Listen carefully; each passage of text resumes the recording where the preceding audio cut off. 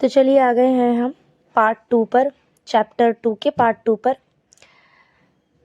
तो हमने झकड़ा जड़ और मूसला जड़ के बारे में पढ़ा था। अब उसके बारे में बता देती हूँ कि सरसों के पौधे में मूसला जड़ तंत्र होता है। इस पौधे की जड़ में एक मुख्य जड़ होती है जिससे छोटी छोटी पार्श्व जड़ें निकलती हैं। ऐसी जड़ जो होती है जिसमें कि एक मुख्य जड़ होती है और उसके पार्श्व से यानी साइड साइड से छोटी छोटी जड़ें निकलती हैं, तो उसको हम कहते हैं मूसला जड़। और मूसला जड़ का एक अन्य उदाहरण है गुड़हल। गुड़हल जिसमें हमने पढ़ा था कि इसकी जलिका रूपी पत्तियां होती हैं गुड़हल की, उसकी जड़ें कैसी होती है? मूसला जड़ें होती है। यानी एक जो मेन जड़ होता है, एक मुख्य जड़ होता है और उसमें साइड साइड से छोटी छोटी जड़ें पार्श्व से निकली होती हैं, उसे कहते हैं मूसला जड़। दूसरी होती है झकड़ा जड़। सामान्य घास में जो पाई जाती हैं। झकड़ा यानी रेशेदार जड़ तंत्र। इस पौधे की जड़ें समान माप की पतली जड़ों के गुच्छे के रूप में दिखाई देती हैं जो तने के आधार से निकलती हैं। ऐसी जड़ों को झकड़ा जड़ अथवा रेशेदार जड़ कहते हैं। यानी ये समान माप के गुच्छे जैसी होंगी। इसकी कोई मुख्य जड़ नहीं होती है जिसके पार्श्व से पतली पतली जड़ें निकली होती है, ऐसी नहीं होती है। ये एक जैसी जड़ें होती है सारे और गुच्छे की तरह दिखती हैं। इनको हम कहते हैं झकड़ा जड़, रेशेदार जड़। ठीक है, तो झकड़ा जड़ का एक एग्जाम्पल क्या है? घास, सामान्य घास। और मूसला जड़ का एक एग्जाम्पल हमने दिया है गुड़हल और दूसरा सरसों के पौधे। यहाँ पर कुछ पौधों के बारे में दिया गया है। लेमन घास यानी ज्वारांकुश, गेंदा, सदाबहार यानी पेरिविंकल और अन्य पुष्पीय पौधों के बारे में बताया गया है कि उनके पत्तियों के शिरा विन्यास का क्या प्रकार होता है और उनके जड़ का क्या प्रकार होता है। दो चीज़ों से हम पता लगा सकते हैं, यानी कि उसको हम सारणी में एक देखकर उसे हम समूह में बांट सकते हैं। अभी हमने यही जाना है ना कि समूहों में कैसे बांटना है। तो ये समूहों में बांटने के लिए ही पहचान बताई गई है कि इस टाइप के जो होते हैं उनको एक अलग समूह में रखना है और जो दूसरे उनको एक अलग समूह में रखना है। तो हमने कैसे दो प्रकार बताए? एक तो पत्तियों के शिरा विन्यास से पता लगा सकते हैं और दूसरा जड़ के प्रकार से। जैसे देखो लेमन घास है यानी ज्वारांकुश जिसे बोलते हैं। तो लेमन घास क्या है? समांतर होती है, इसकी पत्तियों का शिरा विन्यास समांतर होता है और इसकी जो जड़ों का प्रकार होता है झकड़ा जड़ होती है, यानी रेशेदार जड़ होती है। गेंदा की पत्तियों का शिरा विन्यास कैसा होता है? जलिका रूपी होती है और इनकी जड़ का प्रकार होता है मूसला जड़ होता है। मूसला जड़ यानी कि एक मुख्य जड़ होती है जिसमें से पार्श्व से छोटी छोटी जड़ें निकली हुई होती हैं। सदाबहार जिसकी पत्तियों का शिरा विन्यास जलिका रूपी होता है और जड़ों का प्रकार होता है मूसला जड़ें होती हैं। चने का पौधा जलिका रूपी होती है और इसके जड़ का के प्रकार होता है मूसला जड़। गेहूं का पौधा होता है, इसकी पत्तियों का शिरा विन्यास समांतर होता है और जड़ों के प्रकार होता है झकड़ा जड़ यानी रेशेदार जड़। तो यानी सामान्य रूप से हमें ये समझ लेना है, सामान्यतः ये समझना है कि जिन पौधों में जलिका रूपी शिरा विन्यास होता है, यानी जिन पौधों की पत्तियों का प्रकार होता है जलिका रूपी, उनमें मूसला जड़ें होती हैं, जबकि जिनमें समांतर शिरा विन्यास होता है उनमें झकड़ा जड़ें होती है। ठीक है, ये एक सामान्य चीज़ें समझनी है जिसमें कि पत्तियों का प्रकार अगर जलिका रूपी है तो जड़ें मूसला ही होंगी और अगर पत्तियों का प्रकार समांतर है तो जड़ें झकड़ा जड़ें होंगी। तो ये हमने दो चीज़ें पढ़ी कि पौधों की विविधता को कैसे हम समूहीकृत कर सकते हैं, समूहों में कैसे बांट सकते हैं पौधों की विविधता को पहचानने के लिए। तो पत्तियों के प्रकार से जिसमें हम जलिका रूपी और समांतर देखते हैं, और दूसरा हमने क्या, जड़ों के प्रकार से कि जड़ें कैसी है, झकड़ा जड़ें हैं या मूसला जड़ें हैं, उस हिसाब से सामूहिकृत कर सकते हैं। अब देखते हैं बीजों के हिसाब से कैसे सामूहिकृत कर सकते हैं। बीजों के प्रकार, किसी पौधे के बीज जड़ के प्रकार और पत्ती के शिरा विन्यास में परस्पर संबंध है। क्या सभी बीज एक जैसे होते हैं? ठीक है, तो अब बीजों से जान लेते हैं। तो एक होता है द्विबीजपत्री बीज, जैसे चना हुआ जिसमें दो तरफ बीज बने हुए दिख रहे, द्विबीजपत्री है। और दूसरे होते हैं एक बीजपत्री बीज, जैसे कि मक्का है। ठीक है, इस टाइप के, इससे भी हम पता लगा सकते हैं, इससे भी हम उसको वर्गीकृत कर सकते हैं, सामूहिकृत कर सकते हैं। चने के बीज अपने बीज आवरण के अंदर दो भागों में विभक्त होते हैं। वो प्रत्येक भाग को बीजपत्र यानी कॉटिलीडन कहा जाता है। हर एक भाग को, ये भी कॉटिलीडन है और दूसरा वाला भी कॉटिलीडन है, हर एक भाग को बीजपत्र कहा जाता है। जिन पौधों के बीजों में 2 बीजपत्र होते हैं उन्हें द्विबीजपत्री यानी डाइकोटिलीडन्स या डाइकॉट कहा जाता है। और मक्का के बीज में एक पतला बीजपत्र होता है, ऐसे बीज वाले पौधों को एक बीजपत्री कहा जाता है यानी मोनोकॉटिलीडन्स, मोनोकॉट भी बोल सकते हैं, मोनोकॉटिलीडन्स या मोनोकॉट बोल सकते हैं, यानी कि एक बीजपत्री। द्विबीजपत्री पौधे में जलिका रूपी शिरा विन्यास और मुसला जड़ तंत्र होता है, ठीक है। जबकि एक बीजपत्री वाले पौधे में समांतर शिरा विन्यास और झकड़ा जड़ तंत्र होता है, ठीक है। द्विबीजपत्री है तो ये समझ जाना है, जो द्विबीजपत्री है तो समझ जाना है कि इसमें जलिका रूपी शिरा विन्यास होगा और मुसला जड़ तंत्र होगा। और अगर एक बीजपत्री वाले पौधे हैं तो समझ जाना है कि उसमें समांतर शिरा विन्यास होगा, यानी पत्तियां सारी, पत्तियों के अंदर का गैप जो है वो समान होगा, एक जैसा होगा, और झकड़ा जड़ तंत्र होगा यानी कि रेशेदार होगा, जड़ गुच्छों के समान जो अंदर होता है वो। तो ये तीनों चीजें, तीनों की तरह से हम वर्गीकृत कर सकते हैं, उसे सामूहिकृत कर सकते हैं कि द्विबीजपत्री वाले हैं तो यानी उसकी पत्तियां कैसी होगी, जलिका रूपी होंगी और मुसला जड़ वाली होंगी, ठीक है। और एक बीजपत्री वाला है अगर तो समांतर शिरा विन्यास होगा ही, झकड़ा जड़ तंत्र होगा साथ ही। इसको थोड़ा याद कर लेना, ध्यान में रखना है, समझना है, जो कि 1-2 बार पढ़ने से, 2-3 बार पढ़ने से समझ में आ जाएगा। तो चलिए, ये तो हो गई थी पौधों की बात, जिसमें हमने सामूहिकृत उसकी विविधता का वर्णन करने के लिए, उसकी विविधता को समझने के लिए हमने उसे 3 वर्गों में सामूहिकृत करके समझा कि उसके बीजों का प्रकार कैसा होता है, एक बीजपत्री है, दो बीजपत्री है, पत्तियां कैसी हैं, समांतर शिरा विन्यास वाली हैं या जलिका रूपी हैं, तीसरा जड़ों का प्रकार कैसा है, झकड़ा जड़ तंत्र है या मुसला जड़ तंत्र है, ठीक है। ये चीजें हो गई। अब जंतुओं के समूह कैसे बनाएं, जंतुओं की हम गति के प्रकार, उनकी शरीर के अंग किस तरह से हैं, चलने की प्रक्रिया क्या है, क्या खाते हैं, इस तरह से हम वर्गीकृत कर सकते हैं। तो देखते हैं, हमने 4-5 जंतुओं के नाम और उनकी गति के प्रकार और उनके गति में प्रयुक्त होने वाले शरीर के अंग के बारे में वर्गीकृत करके देखा है कि हम इस तरह से समूह भी बना सकते हैं। जैसे चींटी है, सीधी रेखा में चलती है, गति का प्रकार क्या है, सीधी रेखा में चलती है। गति के लिए कौन से अंग प्रयुक्त करती है, तो टांगे। बकरी के बारे में है, कैसे चलती है, चलना और कूदना गति का प्रकार है उसका, गति में क्या प्रयुक्त होता है, तो टांगे। कबूतर है, उड़ना, पंख के थ्रू ये उड़ती है, तो इसके बारे में है कि क्या किसकी गति का प्रकार है और क्या उसके अंग यूज हो रहे हैं, ठीक है। मक्खी का है, मछली का है, तो ये आप सारणी को एज इट इज देख लेना।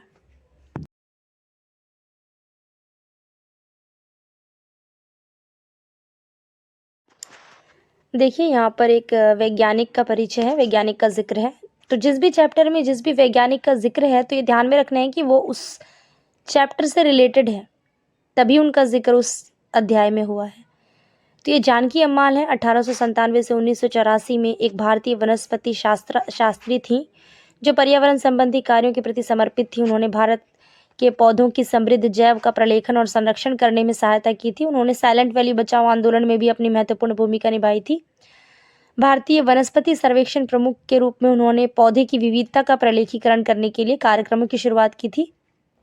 उस समय ये बड़ी बात थी कि पौधे की विविधता का प्रलेखीकरण करना है और उसकी विविधता को लोगों को बताना है। कार्यक्रम, उसके थ्रू कार्यक्रम करती थी जिससे वो लोगों को इसके बारे में जागरूक करती थी, ठीक है। और जो ये साइलेंट वैली बचाओ आंदोलन उन्होंने चलाया था, इसकी सफलता की कहानी भी जान लेते हैं। ये केरल में पालक्काड जनपद में एक जंगल की कहानी है, ये सच्ची कहानी है, एक जंगल की, जो जंगल केरल की पालक्काड जनपद में था। ये अछूते सुंदर आंध्र सदाबहार जंगल और उसकी समृद्ध जैव विविधता को संरक्षित करने के विषय में है। प्रसिद्ध साइलेंट वैली को उस आम जनों द्वारा चलाया गया था। ये एक अद्वितीय आंदोलन था। यह संघर्ष कुंतीपुड़ा नदी के समीप एक जल विद्युत बांध के प्रस्ताव के विरुद्ध 10 वर्षों तक जारी रहा था। उस समय लोगों ने व्यापक जागरूकता कार्यक्रम किए थे, संपादक को पत्र लिखा था, समाचार पत्रों में लेख लिखे थे, सेमिनार किए और अन्य न्यायालय में याचिकाएं दी, अपील की। सभी संभव उपलब्ध जितने भी उस समय साधन उपलब्ध थे उन सभी साधनों का प्रयोग किया इस आंदोलन को जारी रखने में। और इस प्रकार यह आंदोलन साइलेंट वैली को बचाने में सफल रहा। ठीक है, तो उस समय का ये इनके द्वारा जानकी अम्माल के द्वारा चलाया गया यह आंदोलन बहुत ही सफल आंदोलन था। यहाँ विभिन्न परिवेश में पौधे और जंतुओं के जिक्र करा जा रहा है, जिसमें एक मछली का जिक्र है, एक बकरी का जिक्र है। मछली अपने पंखों की सहायता से पानी में तैरती है और बकरी अपने टांगों की सहायता से भूमि पर चलती है। ठीक है, यानी बकरी के रहने का स्थान है भूमि और मछली के रहने का स्थान है पानी। बकरी चलने में सहायक है टांगों के द्वारा और मछली है पंखों के द्वारा। तो इनकी विविधता को ही बताया गया है। ठीक है, तो मछली जो जल में रहती है उनकी गति के लिए इनके पास धारा रेखित शरीर होता है और पंख होते हैं। धारा रेखित शरीर यानी स्ट्रीमलाइंड शरीर और पंख यानी फिन होते हैं। बकरी घास वाले क्षेत्र में रहती है और टांगों की सहायता से चलती है। जंतुओं के आकार और प्रकृति भी भिन्न भिन्न होती है। ठीक है, इससे हमने क्या देखा कि मछलियों के चलने में सहायक क्या है, उनके पंख यानी फिन, क्योंकि उनका शरीर धारा रेखित होता है, स्ट्रीमलाइंड होता है। और बकरी के चलने में सहायक क्या है, उनकी टांगे, और उनकी आकृति भी भिन्न होती है, आकार भी भिन्न होते हैं, ये हमने उसमें जाना है। यहाँ पर देखते हैं कि यहाँ पर विविधता को हम अच्छे से जानते हैं कि कैसे विविध अलग अलग होते हैं। नागफनी के पौधे और पर्वत क्षेत्रीय है देवनार का वृक्ष। इस क्षेत्र की जैव विविधता अन्य क्षेत्र की जैव विविधता से अलग क्यों है? हमने प्रायः ये देखा है कि यहाँ पर ठंड ज़्यादा है, उधर कम, वहाँ पर कम है। यहाँ के पर जो जानवर पाए जाते हैं वो उस क्षेत्र में नहीं पाए जाते हैं। तो ये जैव विविधता ही है, यानी कुछ चीज़ें जो वहाँ रहने में सक्षम है वो यहाँ रहने में सक्षम नहीं है, तो वो अपने परिवेश में खुद को उसी परिवेश में सक्षम बना पाते हैं। मरुस्थलीय क्षेत्र में बहुत कम जल उपलब्ध होता है, दिन में अत्यधिक गर्म और रात्रि में अत्यधिक ठंड होती है। इसीलिए आपको इन क्षेत्रों में ऐसे पौधे और जंतु मिलेंगे जो दिन के समय अत्यधिक गर्मी और रात्रि के समय अत्यधिक ठंड वाली परिस्थितियों में रह सकते हैं। ठीक है, तो वो वहाँ के जो जंतु हैं और वहाँ के पौधे हैं वो उस परिवेश में रहने में सक्षम हैं। और शुष्क मरुस्थल में पाए जाने वाले पौधों के मांसल तने जल को संग्रहित कर सकते हैं और उन स्थानों की गर्म परिस्थितियों को सहन करने में पौधों की सहायता करते हैं। जल क्या होता है शुष्क मरुस्थल में, वहाँ पर जल तो पौधों को मिलता नहीं है, तो पौधे क्या स्टोर कर लेते हैं, अपने तने में जल को संग्रहित कर लेते हैं। जैसे हमने एक एलोवेरा का पौधा देखा है जो कि उस एरिया में रहने में सक्षम है, क्योंकि वो अपने अंदर जल को स्टोर कर सकता है, जिससे कि नागफनी का भी पौधा है, एग्जाम्पल है कि वो अपने अंदर जल को संग्रहित कर देता है, स्टोर कर लेता है, जिससे उसे पानी की कमी नहीं होती है, ज़्यादा पानी की आवश्यकता उसे नहीं होती है। फिर एक है मरुस्थलीय क्षेत्र में रहने में सक्षम कौन है, ऊँट। ऊँट वो वहाँ पे रहने में सक्षम क्यों है, क्योंकि वो भी अपने अंदर पानी स्टोर एक बार करता है, तो उसे भी 3-4 दिन तक पानी की आवश्यकता नहीं होती है, तो वो भी वहाँ रहने में सक्षम है। यानी जिस परिवेश में जो भी जानवर या पौधे हैं वो वहाँ पर रहने में सक्षम है, इसलिए हैं। दूसरे एरिया के जानवर पौधे वहाँ पर रहने के लिए सक्षम नहीं है, वो नहीं रह सकते वहाँ, तो ये उनका परिवेश है। बहुत ठंडे पर्वतीय क्षेत्र में प्राय हिमताप होता है और ऐसी परिस्थिति में जीवित रहने के लिए वृक्षों की बनावट ऐसी होती है कि उन पर जो बर्फ है वो टिकती नहीं है, फिसलकर नीचे आ जाती है। अगर जैसे बाकी जगहों पर जो पेड़ होते हैं, चौड़े पेड़, बड़े बड़े पेड़, वैसे अगर पेड़ होंगे तो उन पर तो बर्फ टिक जाएगी और इससे पौधे खराब हो जाएंगे। इसीलिए वहाँ के पेड़, जो देवदार का वृक्ष होता है, वो शंखवाकार आकृति का होता है, ताकि ऊपर से अगर बर्फ पड़ती है तो फिसलकर नीचे हो जाती है, पत्तियां सूखी रह जाती हैं, जिससे वो पौधा वहाँ रहने में सक्षम है। उसी तरह हमने यहाँ पर 2 ऊँटों की बात की है कि राजस्थान के गर्म स्थल में रहने वाला, मरुस्थल में रहने वाला ऊँट और लद्दाख के ठंडे मरुस्थल में रहने वाला ऊँट। इन दोनों में क्या विभिन्नताएं हैं, तो देखो, विभिन्न स्थानों में जैव विविधता भिन्न परिस्थितियों के कारण एक दूसरे से अलग होती है। तो गर्म मरुस्थलों में ऊँटों के पैर लंबे होते हैं। ठीक है, लंबे पैर हैं ऊँट के, जो उसको नीचे के तापमान से अलग रखते हैं, ऊंचाई पर रखते हैं, नीचे के तापमान से वो ऊंचा रहता है। और उनके चौड़े खुर होते हैं, ये जो ऊँट है इसके खुर चौड़े होते हैं। ऊँट के लंबे पैर और चौड़े खुर ऊँट को रेतीले मरुस्थल की रेत में बिना धंसे चलने में सहायता करते हैं, ताकि अगर वो उसके खुर चौड़े नहीं होंगे, ऊंचे नहीं होंगे पैर उसके, तो वो क्या होगा, धंस जाएंगे मरुस्थल में, उसके रेत में उसके पैर धंस धंस जाएंगे और वो चलने में सक्षम नहीं हो पाएगा। इसलिए उसके शरीर की बनावट ऐसी कि वो उस स्थान में उसके तापमान को सहन कर सके और वहाँ पर वो रहने में सक्षम हो सके, ऐसी उसकी बनावट होती है, आकृति ऐसी होती है। दूसरी ओर ठंडे मरुस्थल में रहने वाले ऊंट को देखो, इसकी ऊंचाई और पैर गर्म मरुस्थल के ऊंटों की तुलना में छोटे हैं। ये छोटे पैर उन्हें क्या करते हैं, ठंडे पहाड़ी मरुस्थलीय क्षेत्रों में आसानी से चलने में सक्षम बनाते हैं, क्योंकि छोटे पैर होंगे तो जो वो ठंडी बर्फ वाली चीजें हैं उस पर वो चल सकेगा आसानी से। मरुस्थलीय परिस्थितियों में भोजन सहजता से उपलब्ध नहीं हो पाता है, तो ऊंट अपने कुबड़ में भोजन को संचित कर सकते हैं। ये देखो, ये जो कूट है, ये वाला जो इसका कुबड़ है, इसमें ये भोजन को संचित कर सकता है। और गर्म मरुस्थलों में ऊंट में एक कुबड़ होता है जो भोजन की कमी के दौरान उन्हें जीवित रहने में सहायता करता है। ठंडे मरुस्थलों में ऊंट के 2 कुबड़ होते हैं। ठीक है, ये दोनों कुबड़ क्या सर्दियों के अंत के दिनों तक छोटे हो जाते हैं, क्योंकि ठंडे मरुस्थल में अधिक भोजन उपलब्ध नहीं होता है, तो उस समय उन्हें कुबड़ों में संचित भोजन का उपयोग करना पड़ता है। तो ये इनके कुबड़ जो है, इनमें क्या होते हैं, भोजन संचित रहता है। ये देखो, इसका जो कि गर्म मरुस्थल में रहता है, इसकी एक कुबड़ है, और ये जो ठंडे मरुस्थल में रहने वाला है, इसके 2 कुबड़ है, क्योंकि ठंडे एरिया में भोजन की उपलब्धता आसानी से नहीं हो पाती है। और ये दोनों कुबड़ अंत में छोटे क्यों हो जाते हैं, क्योंकि इसमें संचित भोजन का वो यूज कर लेता है, तो अंत में ठंडी जब खत्म होने लगती है अंत में, तब छोटे हो जाते हैं इनके कुबड़, यानी संचित भोजनों का उपयोग हो गया। उनके सिर से गर्दन तक निचले भाग तक लंबे बाल होते हैं। लंबे बाल क्यों होते हैं उनके, ये जो लद्दाख में है ठंडे मरुस्थल का जो ऊंट, इसके लंबे लंबे बाल क्यों हैं, ताकि ये इनको गर्म रख सके। बालों के अंदर क्या होती है, हवा फंस जाती है, जिससे कि वो शरीर के तापमान में गर्माहट लाती है, गर्म रखती है उसको। उसके जीवित रहने में वो गर्माहट बहुत ज़रूरी है, क्योंकि वो ठंडे जगह पर है। तो इसीलिए जो जीव जहाँ है वो वहाँ रहने में सक्षम है, इसलिए वो वहाँ पर है। अन्य कोई जीव उस परिस्थिति को सहन नहीं कर सकता। अब मरुस्थल में रहने वाले ऊंटों में और कौन सी ऐसी विशेषताएं होती हैं? एक तो हमने बोला कि वो कुबड़ वाली विशेषताएं बोली। दूसरा हमने बोला कि उनके खुर जो होते हैं वो उन्हें सहायक बनाते हैं। और पैर छोटे और बड़े क्यों होते हैं? मरुस्थल वाले जहाँ गर्म वाले के पैर ऊंचे रहते हैं और जो ठंडे में रहता है उसके नीचे रहते हैं। 2 विशेषताएं हमने बात की, 2 विशेषताओं की।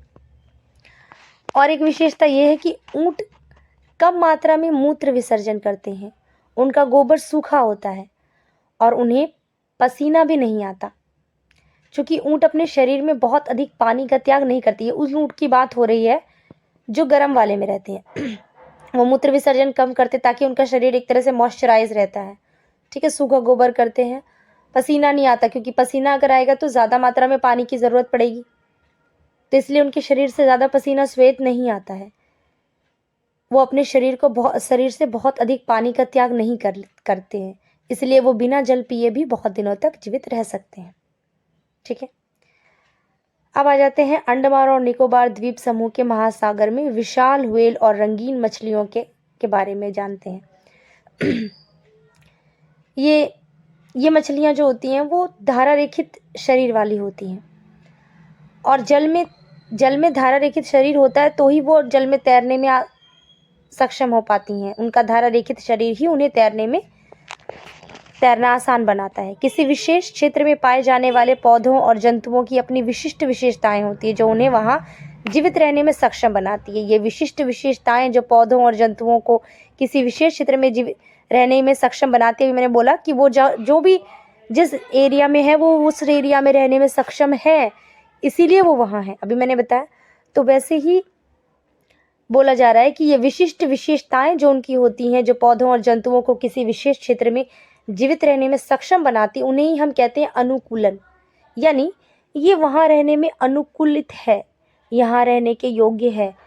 वहाँ उसकी शरीर की बनावट, उसके सभी जितनी भी चीज़ें, उसकी विशेषताएं यही है, वो उस एरिया में रहने में सक्षम है, उस जगह पर रहने में सक्षम है, तो वो अनुकूलन हो जाता है, अनुकूल है, वहाँ के परिवेश को सहन करने में अनुकूल है। ठीक है, तो इसको हम अनुकूलन कहेंगे। देवदार का पेड़ और आकार और बुरांस की ऊंचाई ऐसे अनुकूलन है जो उन्हें पर्वतीय क्षेत्रों में जीवित रहने में सक्षम बनाते हैं। ठीक है, देवदार के पेड़ के बारे में बात किया हमने कि देवदार का पेड़ कैसा होता है, शंकुआकार होता है, ताकि उस पर बर्फ पड़े तो फिसल कर नीचे आ जाए, जिससे कि उस पर बर्फ पड़ी नहीं रहेगी तो वो पौधा खराब नहीं होगा। तो उस पौधा उस आकार का है कि वो उस मौसम को, उस जगह की जो है वो सहन कर सकता है, उस क्षेत्र में जीवित रह सकता है। ठीक है, तो वह स्थान जहाँ पौधे और जंतु रहते हैं उन्हें उनका आवास कहते हैं। जैसे कि फॉर एन एग्जाम्पल, समुद्री कछुओं का आवास समुद्र या महासागर है। ऊंट का आवास है गर्म या ठंडा मरुस्थल। बुरांस का आवास पर्वतीय क्षेत्र है। पौधे और जीव जंतुओं का आवास उन्हें जीवित रहने के लिए भोजन, आवास क्या है, जहाँ पर उन्हें जीवित रहने के लिए भोजन, जल, वायु, आश्रय और अन्य आवश्यकताएं मिल रही हैं, वो उनका आवास हो गया, क्योंकि वहाँ की परिस्थिति के अनुकूलित है वो। ठीक है, तो वो उनका आवास है। कई प्रकार के पौधे और जंतु एक ही आवास में रह सकते हैं। आवास किसी क्षेत्र की जैव विविधता को निर्मित करने में महत्वपूर्ण भूमिका निभाता है। ठीक है, कि वो उसका आवास है, यानी वो यहाँ रहने में सक्षम है। जहाँ रहने में सक्षम हम नहीं है वो हमारा आवास नहीं है। ठीक है, वैज्ञानिक से परिचय अब ये है सालिम अली 1896 से 1987 तक। उन्होंने पक्षियों की विविधता का अवलोकन किया है।